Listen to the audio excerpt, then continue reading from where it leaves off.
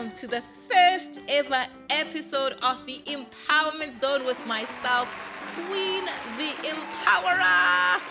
I think I need a poo somewhere there. This is super exciting. And come I tell you, you are going to join me every week because on this show, I will be bringing you change makers. I'll be bringing humanitarians, activists, organizers, people who actually care about South Africa and our communities and the globe at large. And we're just going to be trying to find out what they do on a day-to-day. And they're just going to be inspiring us to care more for our beloved country and the globe. And on this episode, I am bringing a prestigious guest. I've just met her this morning, but already I call her Comrade Chomi because she's that relatable. You know what I mean? And she goes by the name Princess Majola. So just to spice it up, you've got royalty in the room. And a bit later, I'm just going to let her introduce herself. But before she introduces herself and what she does and the wonderful work she does, I really have to read her biography. And believe you me, I have to read it because she wears so many hats. You know, when I was just going through her profile, I kept on saying, and this, and that, and this, one human being in South Africa, in the streets, for us, for the people, by the people, to the people. That is Princess Majola. And without any further ado, let me just read out her biography. And it reads as follows. Here with me today, we have Comrade Princess Majola. Princess is a secretary of the United Front for Greater Johannesburg. She's a Gauteng convener of the Assembly of the Unemployed, Gauteng convener of the Cry of the Excluded, provincial secretary of the Labour Community Media Forum, a member of the Women Water Caucus, and I'm not done.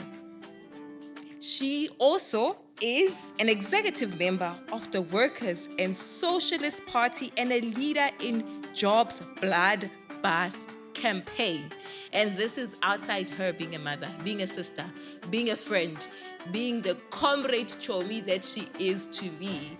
And at this very moment, let us give Princess a moment just to tell us briefly who she is, where she's from, and we'll get on to the work part a little bit later. So, comrade Chomi, introduce yourself.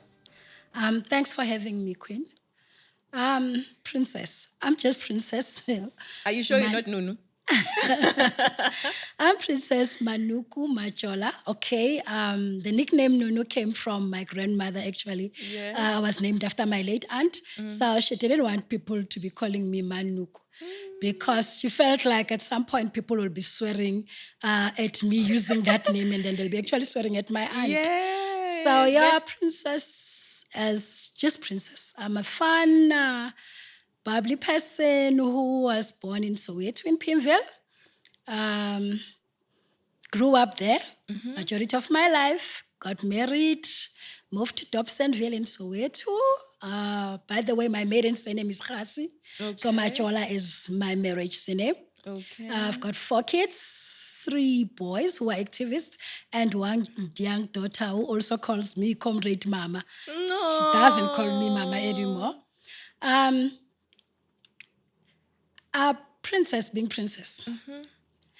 I actually enjoy cooking. I enjoy baking.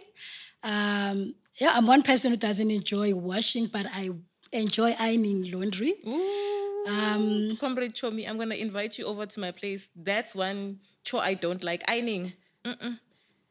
Nah, I love ironing. So I'll iron for you. Don't stress. I do love ironing. So I have fun. I like going outdoor. I like seeing the Big Five. I like visiting lodges. But with the cost of living being too high, sometimes you have to imagine these things. Oh, man. Princess is just that person who loves playing with kids. You know, Mosekasi, we play your umgusha, your skipping. Princess likes communicating with people. For me, everyone is just my friend. Everyone is a sister, is a brother to me. Oh, wow. You know, with your introduction, you've mentioned so many things that I'm tempted to ask you, is this one human being?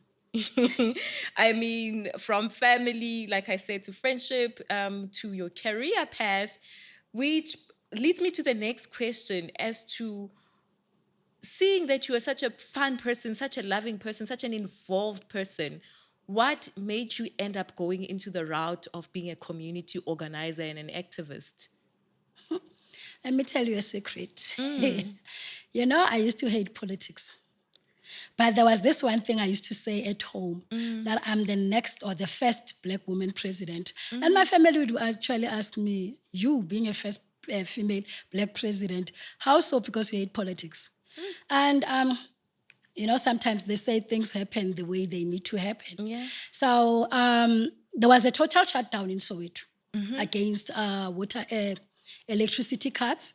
And because majority of the households that electricity was being cut from were actually poor working class households. So there was this national shutdown that was called in Soweto. And then Pinville managed to be the only location in Soweto that could actually do this shutdown. Okay. So from there, I was introduced to Soweto Action Committee, working with Ntate Seth Masibiko. And then he Yay! actually introduced us to United Front. And if you would remember, Queen and other people would remember, United Front actually comes from NUMSA. During that NUMSA political Yeah, moment, yeah, yeah. when NUMSA was expelled in 2013, they decided to form the Federation SAF2 and then the United Front, Yes, I the mass remember. movement. So fortunate enough for me, when we reached there, I visited their meetings, and then it was at that time of the relaunch of United Front. That's where I got to get elected secretary of United Front, Johannesburg, Greater Johannesburg. So you would say the rest is history, because being an activist, because I was someone who always fought for something. Growing up, I would fight for anything. I would fight even for sugar. That if they say sugar has to be in this basin that's written. In this jar that's written sugar, why can't I put it in a jar that's not even written sugar? So that was me fighting for everything. You were an inquisitive child, you saying. Yep. The one that questioned the price of bread. Why is the brown loaf cheaper than the white loaf? I see where you're going. And But also, you mentioned something around Seth Mazibuko, and I got a little bit excited because I was working also with him last year on his foundation for June 16. But also, I just want you to express more on, you mentioned so many different organizations that you work for.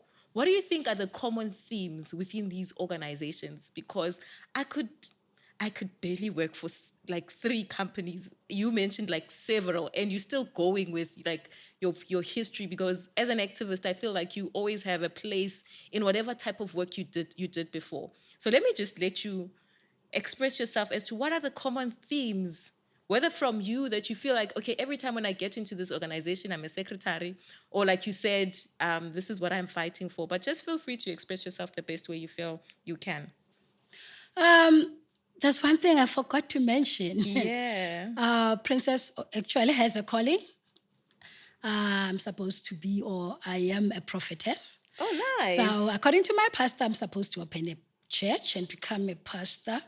But with Okay. Princess not being confined to one space, I just hate doing that healing stuff or being in one space for doing that on a daily basis, 365 days of my life.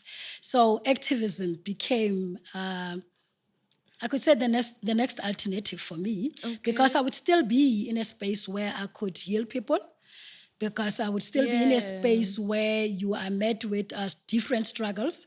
You are met with struggles from workers, struggles from the community, struggles from everywhere, because as South Africans, we are struggling on a daily Oh basis. man, tell me So about that's it. why that's what makes my job so easier, because it's so easy to relate. Because it's a calling.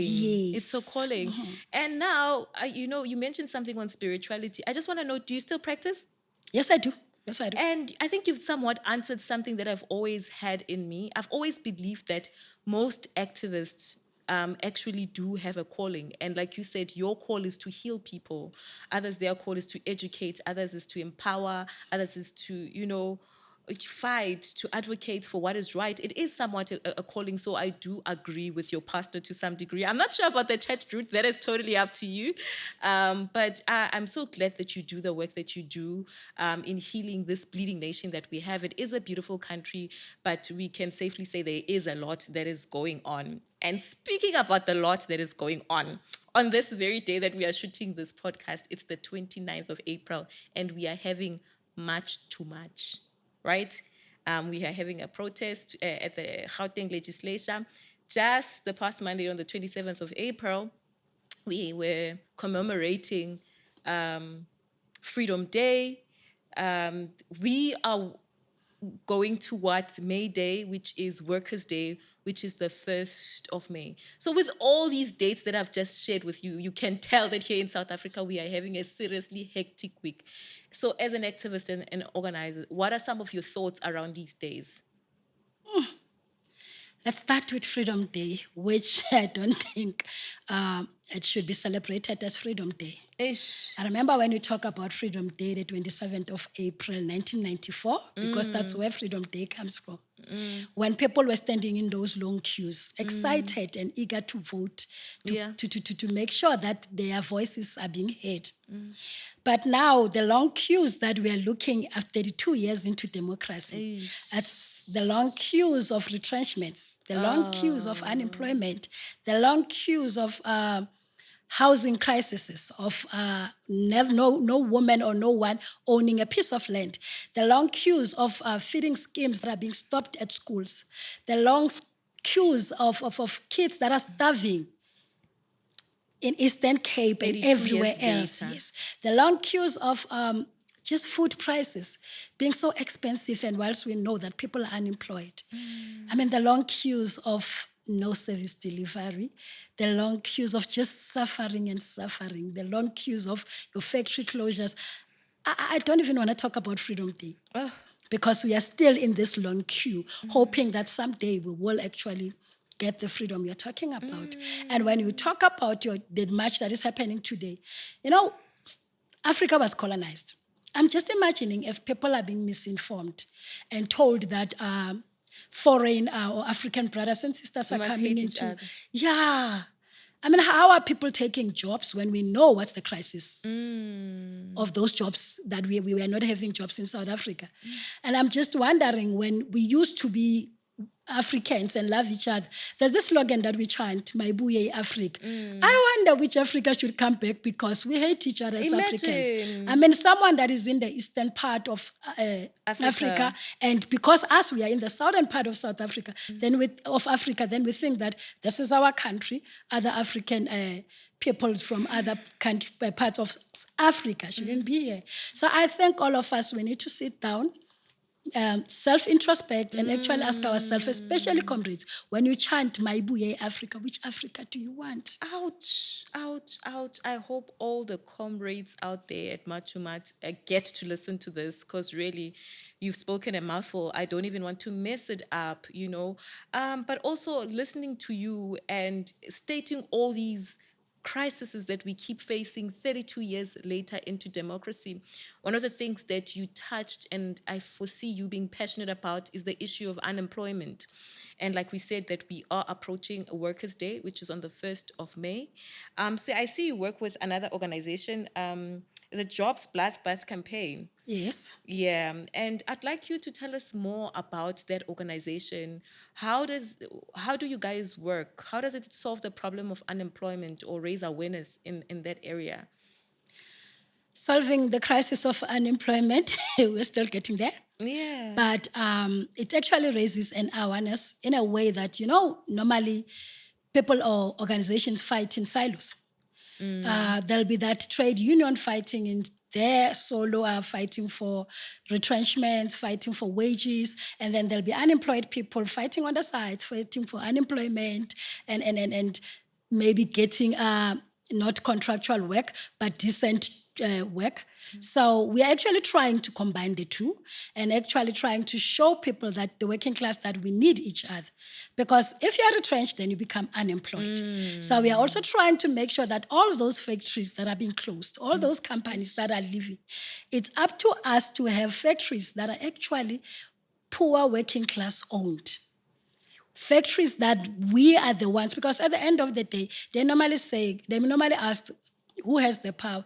Honestly speaking, the power is with the people. I mean, kuyashiwo amandla asemasebeni. So it's about time that we realize that. It's about time that we unite, because the capitalists, that's the enemy that's actually making sure it That divides is so us. true. So, how long has this organization been running? Honestly speaking, it's into few months. Oh wow! Yep, So it's into few it's a months. brand new baby. Yes. And so far, what is your role in it? I'm part of the committee that's, Okay, the building, organizing the building, organizing. You are everything. such an organizer. And with the few months it's been, how can you measure the success of the organization?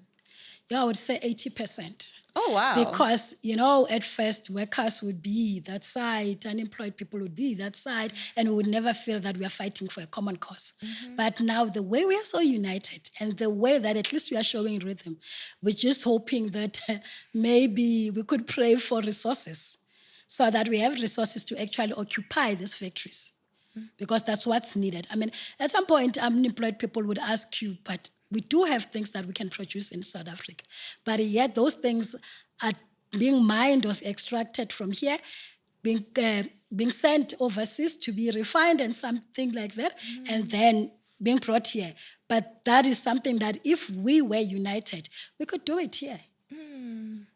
Absolutely, we can do it. But also, what the audience can do is like, subscribe, and share. Because if you've watched up to this far, definitely you're one of us. You're a person that actually cares and that is into this type of work. So we actually look forward to engaging with you more.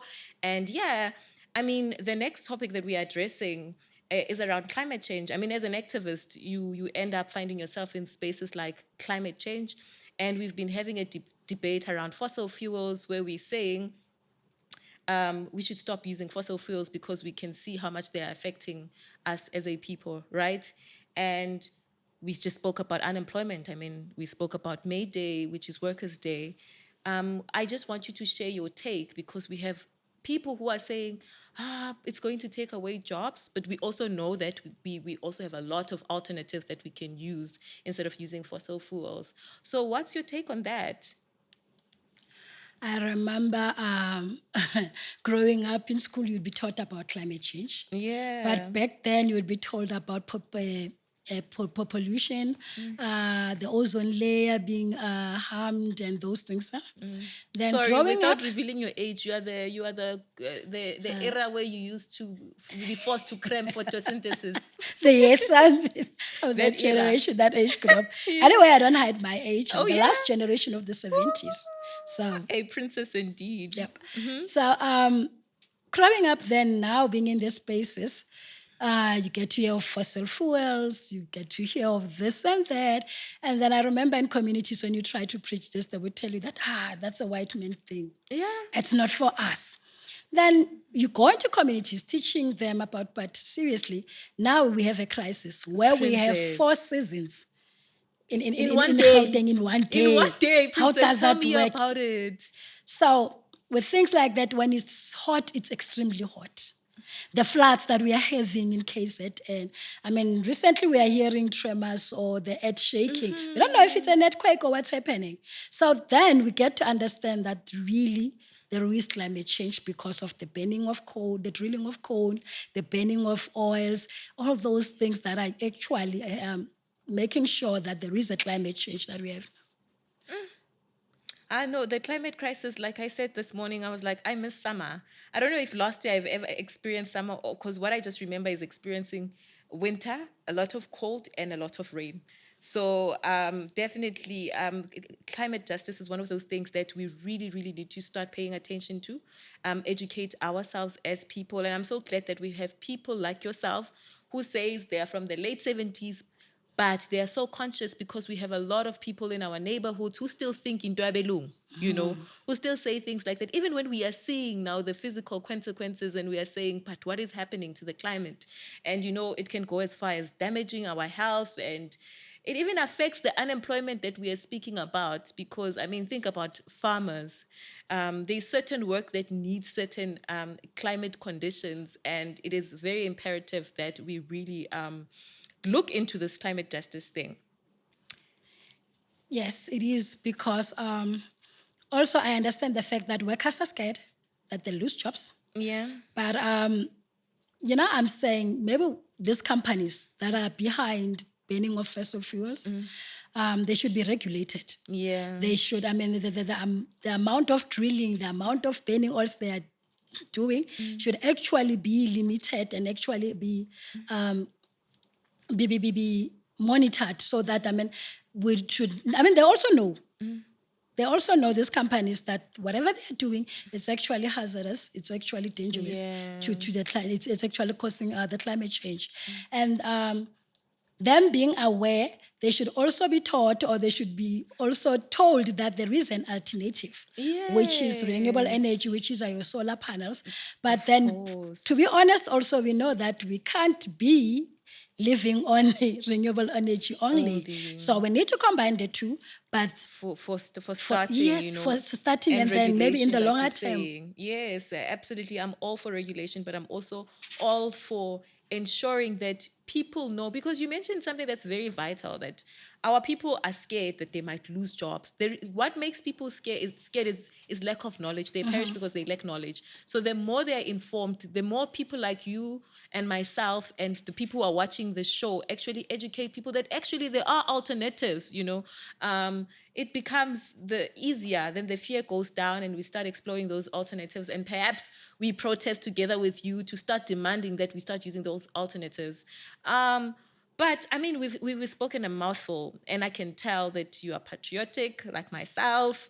I know this sounds crazy, but I like taking people into dream world, and I just want to hear, when you see a beautiful South Africa, what comes to your mind? What do you envision? What would make you envision this being like an ideal South Africa? An ideal South Africa for me would be a South Africa where there's no struggling, where there's no suffering, where there's water for everyone. Everyone could access water, where everyone could access electricity, where everyone could have jobs. I mean, we are saying there are no jobs, or the government is saying there are no jobs. But actually, if you could look at this, we have potholes. We have a problem with our infrastructure. That's job creation. We have problems in maintenance of our hospital and clinics infrastructure. Those maintenance of those and building of those, repainting of those buildings could create jobs. The same climate change that we are talking about, if we were to actually implement using solar panels, how many climate jobs would be created? So that's a South Africa that I envision. That's a South Africa that I see. That is a South Africa that I want to see, where we would have a data-free South Africa.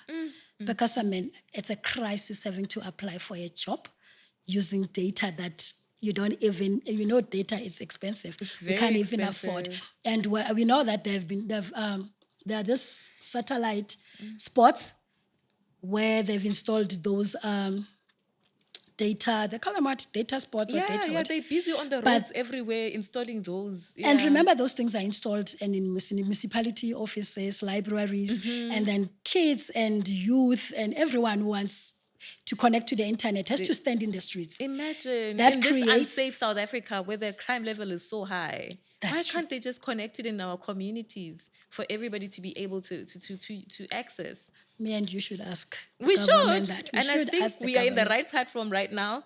Because I mean, it takes like 1,200, estimated for you just to look for a job. Where do you take it when even the grant that is given out to people who aren't working is like 350, So this is a real serious issue, especially knowing that we are commemorating Workers' Day. So we're saying, is this how we are really honoring our history? with giving people 350, watching people getting retrenched left, right, and center, looking at the basic minimum wage not pleasing, and all these other factors that include unemployment, However, Princess, you and I can go on and on and on. I guess that's why I call you Comrade Chomi, because that's what friends do, right? They go on and on and they don't even realize the time. So we've learned, in the beginning of the show about yourself, you being the playful person, you being a sister, being a friend, being married. We've also learned about the various work that you do as a community organizer and as an activist. We just got to learn about your inputs around May Day, which is Workers' Day, and Freedom Day, in the March to March. You taught us around climate justice. And now I'm just going to put you in a spot a little bit, and I just want to play a quick game with you before I release you. Is that fine with you? That's okay. Okay. Are you ready for this one? I think I'm going to need a drum roll for this one, but it's simple. It's very simple. Okay, I'll give you two options and you will say quickly off the top of your head, right? Don't overthink it. We don't need you as a comrade here. Huh? No calculated answer. Which one you choose? First one that comes to mind. Ready? Ready? Okay. Cats or dogs? Dogs. Why? I'm allergic to cats. I'm sorry. Didn't see that one coming. Hip hop or jazz? Jazz. I knew it. This one I would have gotten right. Okay. And I also know the next one, but just for the audience sake, indoors or outdoors? Outdoors. Definitely outdoors. And this is where I'm going to challenge you if you answer it incorrectly. Tea or coffee? Tea. Tea. We drink more tea as royalty. So yes, I was about to get mad if you were gonna get it wrong. Okay, romance movie or action movie? Action movie. Oh wow, a proper comrade, ne? Always ready for the streets. Action all the way. Okay, solve the water crisis or solve the electricity crisis? Why are you making me choose? That's not fair. That is good. That's not fair. But I never said you can't choose both. No, I choose both. I'm kidding. But I would say I would put the water crisis first. It's a Okay. priority because water, that's a basic need. Electricity, we can still survive without electricity. So yeah, water Ooh, first. can we in 2026 survive without electricity? I will put that up for Ama2K to comment at the comment section and tell us in 2026, do you think we can survive without electricity? I don't know, but Princess from the 70s thinks we can. And this is not me being an ageist, right? I'll be This is me crucified. just saying it's been a privilege and honor to have you today. I know that people learned a great deal today, but they still want to engage with you further. So if you can just kindly share your social media handles or some of the organizations that you work with, their social media handles, just look into the camera and just tell us how we can get in touch with you with the work that we do. How do we support you? Because we want to support these initiatives. We don't just want to watch and sit. We want to know how can we actually get involved and work with you. Being on the street, the social media, and maybe being the last generation of the 70s. Yeah. The social media platform things are not my things. So normally I would say people should actually WhatsApp me, SMS me, call me. Then that's when you'll be able to get in touch with all organizations that I'm in. So if I could share my numbers, I hope I won't get any Crazy calls? Yeah, crazy Okay, you can calls, always any try. admirers, but I'm used to them. Who wouldn't admire a royalty, a whole princess? Everybody would. But you can always share the organizations you're from. Maybe their names. Do they have social medias? Maybe so that we check in also the work that they do. They could check Which one? United Front. United is on Front Facebook. is on Facebook. Okay. Assembly of the Unemployed is in Facebook. Okay. Cry of the Excluded is on Facebook. Women Water Caucus is still new. Okay. And WASP, also the Workers and Socialist Party is also on Facebook. Yep. That's where the question. My email address, Princess Manuku, MANUKU 14 @gmail.com. I could share my numbers. Whoever wants to be an admirer should know that love is commodified. So it's Okay. 062 Okay, you can repeat it. I think we're going to have it on the screen anyway, but you can repeat it for us, please. 062 2846. And this is the moment where I say thank you so much for coming to the show and being my very first guest. And to everybody that is watching at home, it's been an absolute pleasure having you. I mean, if you've stayed up to this far, clearly you are part of the people that care. And perhaps you want to link up with us as well. Perhaps also join Princess on the seat. You are probably an activist yourself, a humanitarian, or a change maker, or just an ordinary citizen who's interested. Just make sure that you comment in the comment sections, you like, you share, you subscribe. But also you can check out my social media pages. I am Queen the Empowerer on TikTok and on Facebook. Also available to hear your views and thoughts on this particular show on WhatsApp on the number 072 187 8965. It's been an absolute pleasure. And this is Queen the Empowerer and the rest of the crew saying adios. Goodbye.